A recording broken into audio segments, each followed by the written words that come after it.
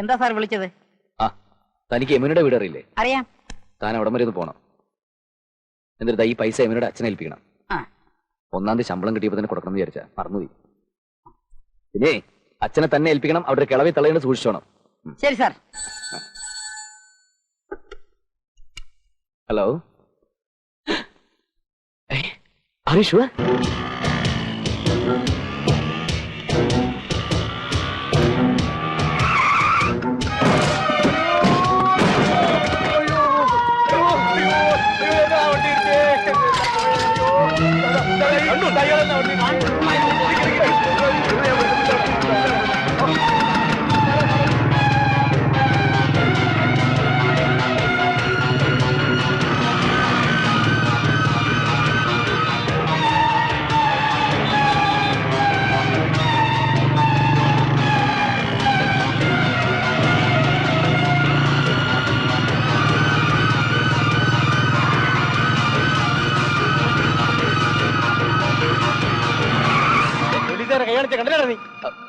കൈ കാണിച്ചോ? ഞാൻ കണ്ടില്ലേ സാർ.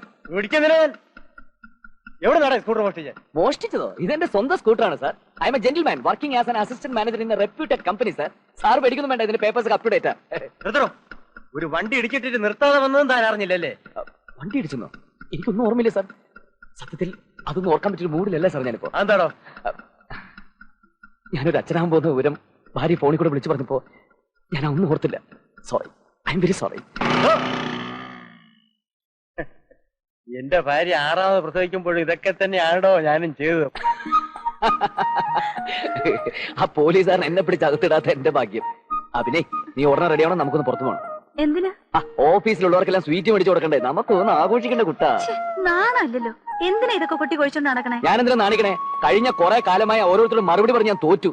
എന്നാ അച്ഛനാവുന്ന വിചാരിച്ചോടെ അച്ഛനാവാൻ പറ്റില്ല എന്ന് ഈ ദരിദ്രവാസികൾക്ക് പറഞ്ഞാൽ മനസ്സിലാവണ്ടേ? അഭിനയ്, ഇനിയാണ് നീ കൂടുതൽ സൂക്ഷിക്കേണ്ടത്. വെള്ളം കോരാൻ പാടില്ല, തുണി നനയ്ക്കാൻ പാടില്ല, നടക്കാൻ പാടില്ല, ഇരിക്കാൻ പാടില്ല. അയ്യോ, ഈ പറഞ്ഞതൊക്കെ ചെയ്യാവുന്ന കാര്യങ്ങളാ, പക്ഷേ ഇത് പാടില്ല. അയ്യോ, അത് ശരിയാവില്ല. നീ നിന്നേ.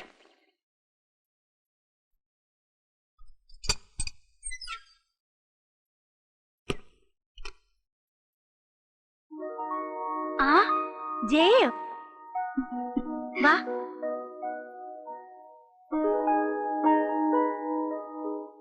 മോഹനല്ലേ? ഉണ്ടായിരുന്നു, ഇപ്പൊ പുറത്തു പോയതേ ഉള്ളൂ. വിശ്വം മരിച്ച ശേഷം എല്ലാവരും എന്റെ വീട് മറന്നു, നീ പോലും. അയ്യോ, സത്യത്തിൽ വരണമെന്നുണ്ടായിരുന്നു കേട്ടോ. പക്ഷെ ഈ ഒരു അവസ്ഥയിൽ ജയെ എങ്ങനെ ഫേസ് ചെയ്യുന്നുള്ള പ്രയാസം കൊണ്ടാ. ഒരർത്ഥത്തിൽ നീ പറഞ്ഞത് ശരിയാ. കൂട്ടുകാർക്കും നാട്ടുകാർക്കും ഒക്കെ എന്റെ പേരിൽ സിമ്പതി, വീട്ടുകാർക്കാണെങ്കിൽ ശപിക്കപ്പെട്ടവളെന്ന പരാതി. എല്ലാം വിധി പോലല്ലേ നടക്കൂ. എല്ലാവർക്കും പരാതി പറയാൻ ഒരു വാക്കുണ്ടല്ലോ, വിധി. ഞാനും അങ്ങനെ സമാധാനിക്കാം. പിന്നെ ഞാനിപ്പോ വന്നത് മോഹന്റെ ഒരു ഹെൽപ്പ് ആവശ്യപ്പെട്ടുകൊണ്ടാണ്. യമുന മോഹനോടൊന്ന് പറയണം.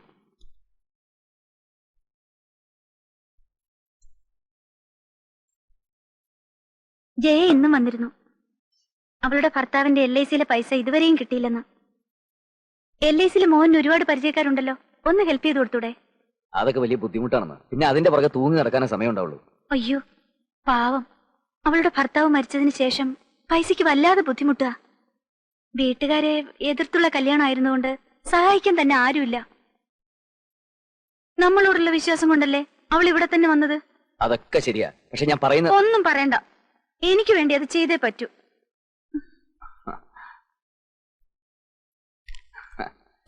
ഇതിനൊക്കെ നന്ദി പറയാൻ തുടങ്ങിയാ പിന്നെ അതിനെ സമയം കാണും. ഞാൻ കാരണം മോഹൻ ഒരുപാട് ബുദ്ധിമുട്ടായല്ലേ? ഹേയ്, ചിലപ്പോ ഈ ബുദ്ധിമുട്ടൊക്കെ ഒരു സുഖമല്ലേ? അല്ലെങ്കിൽ നമ്മളൊക്കെ മടിയന്മാരായി പോവും. പിന്നെ സാധാരണ ഇത് രജിസ്റ്റേർഡ് ആയിട്ട് അയക്കാറ്. ഞാൻ നിർബന്ധിച്ചുകൊണ്ട് എന്റെ തന്നെ തന്നയച്ചത്. വിശ്വത്തിന്റെ ലെറ്റർ പാഡ് ഉണ്ടെങ്കിൽ ചെക്ക് കൈപ്പറ്റിയതായി ഒരു റെസിപ്റ്റ് ലെറ്റർ കിട്ടിയാൽ കൊള്ളാം. ഇന്ന് തന്നെ വേണം, അതുകൊണ്ടാ. അതിനെന്താ തരാലോ. ഓ,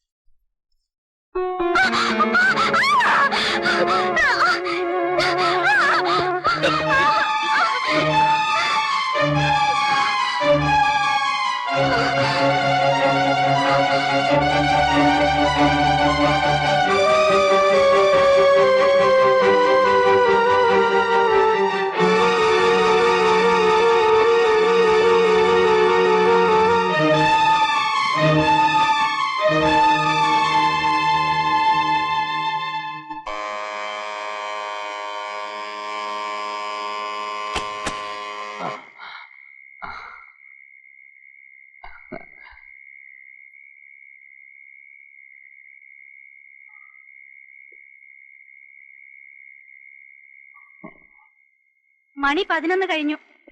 അത് പിന്നെ നിക്ക് തപ്പി തടയൊന്നും വേണ്ട, കാര്യം മാത്രം പറഞ്ഞാ മതി. അല്ല അയ്യോ, ഗ്യാസിന്റെ ആണോ എന്തോ ഒരു മണം? ആവിയ മറന്നോ എന്തോ?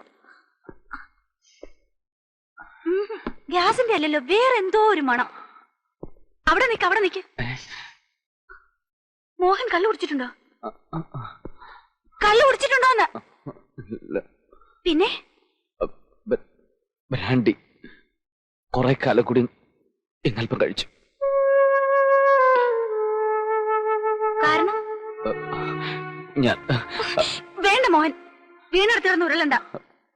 ഞാൻ ഒരു കൂട്ടുകാരന്റെ പ്രശ്നം തീർക്കാൻ പോയതാ. കൂട്ടുകാരന്റെ പ്രശ്നോ? അല്പം കോംപ്ലിക്കേറ്റഡാ. പറഞ്ഞ എനിക്ക് മനസ്സിലാവും. എന്റെ കൂട്ടുകാരന്റെ അബദ്ധം പറ്റി. അവൻ വിവാഹിതനാ. പക്ഷെ ഒരു പ്രത്യേക സാഹചര്യത്തിൽ അവൻ മറ്റൊരു സ്ത്രീയായിട്ട് ബന്ധപ്പെട്ടു.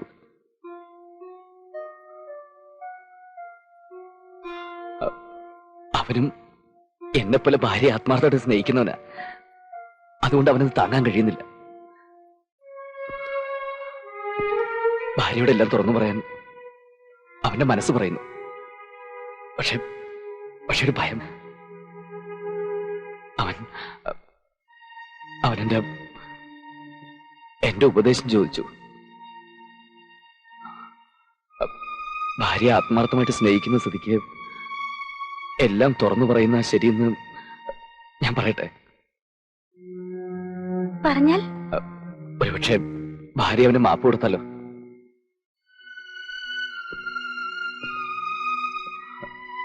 നിനക്കെന്ത് തോന്നുന്നു? എല്ലാം തുറന്നു പറഞ്ഞ സ്ഥിതിക്ക് ക്ഷമിക്കാം. യമനെയാണ് ആ സ്ത്രീയുടെ സ്ഥാനത്തെങ്കിലോ? ഞാനോ? എന്തിനാ ഇപ്പൊ ഇങ്ങനെ ഒരു ചോദ്യം? അതിനിപ്പോ ഇവിടെ ഒന്നും സംഭവിച്ചിട്ടില്ലല്ലോ. ആരാ മോഹന്റെ കൂട്ടുകാരൻ? ഞാൻ തന്നെ. എന്റെ യമുനയാണ് ഭാര്യ. എന്റെ യമുനയാണ് ഭാര്യ. എന്റെ യമുനയാണ് ഭാര്യ. എന്റെ യമുനയാണ് ഭാര്യ.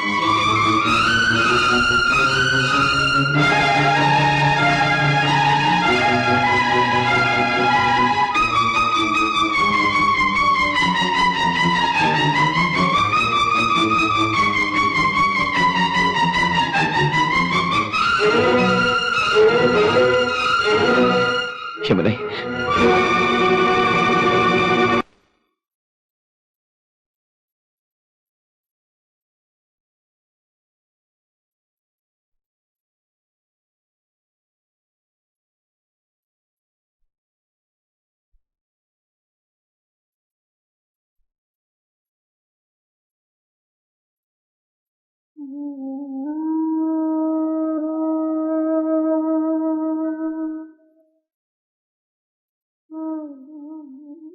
ഒന്നുകൂടെ ആലോചിച്ചിട്ട് പോരെ ഈ ബന്ധം പുലർത്താനുള്ള തീരുമാനം? ഞാൻ പലവട്ടം അച്ഛനോട് പറഞ്ഞു കഴിഞ്ഞതാ. നന്നായി ആലോചിച്ചതിന് ശേഷം ഞാൻ ഈ തീരുമാനം എടുത്തിരിക്കുന്നതെന്ന്. ഞാൻ അയാളുടെ ഭാഗം പറയണമെന്ന് നീ വിചാരിക്കരുത്. അയാൾക്കൊരു കയ്യബദ്ധം പറ്റി. അത് തുറന്ന് നിന്നോട് പറഞ്ഞ സ്ഥിതിക്ക് ക്ഷമിക്കണമായിരിക്കും. അയാൾ ആണായതുകൊണ്ടല്ലേ അച്ഛൻ ഈ സഹതാപം. എന്നെ അയാൾ ദ്രോഹിച്ചതിൽ അച്ഛന് പരാതിയില്ല, വിഷമവുമില്ല. ഞങ്ങള് പെണ്ണുങ്ങള് എല്ലാം ക്ഷമിക്കാനും അനുഭവിക്കാനും വേണ്ടി പിറന്നവരല്ലേ. ഞാനാണ് ഈ തെറ്റ് ചെയ്തിരുന്നെങ്കിൽ അയാൾ ക്ഷമിക്കുമായിരുന്നോ? അച്ഛൻ ക്ഷമിക്കുമായിരുന്നോ? അത് അച്ഛന് ഉത്തരം ഉണ്ടാവില്ല. നീ പറയുന്നതൊക്കെ സമ്മതിച്ചു. പക്ഷെ ഒരു കാര്യം ഓർക്കണം. നിന്റെ വയസ്സ്, മറ്റൊരു വിവാഹം, നിന്റെ വയറ്റിൽ വളരുന്ന കുഞ്ഞ്, അതിന്റെ ഭാവി, ഈ തറവാടിന്റെ ഇന്നത്തെ സ്ഥിതി, ഇതൊക്കെ ഭാരിച്ച ഉത്തരവാദിത്തങ്ങളാണ് മോളെ. ഒരച്ഛൻ അതൊന്നും ചിന്തിക്കാതിരിക്കാൻ പറ്റില്ല. അച്ഛൻ പറഞ്ഞു വരുന്നത് എന്താന്ന് എനിക്ക് മനസ്സിലായി. ഞാനും എന്റെ കുഞ്ഞും അച്ഛൻ ഒരിക്കലും ഒരു ഭാരമാവില്ല. പോരെ.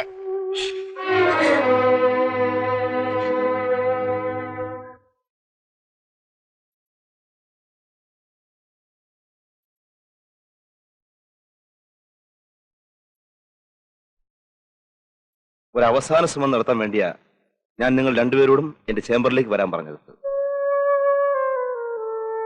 ഈ ബന്ധം നിലനിർത്താൻ മിസ്റ്റർ മോഹൻ ആഗ്രഹമുണ്ടെന്ന് എനിക്ക് മനസ്സിലായി.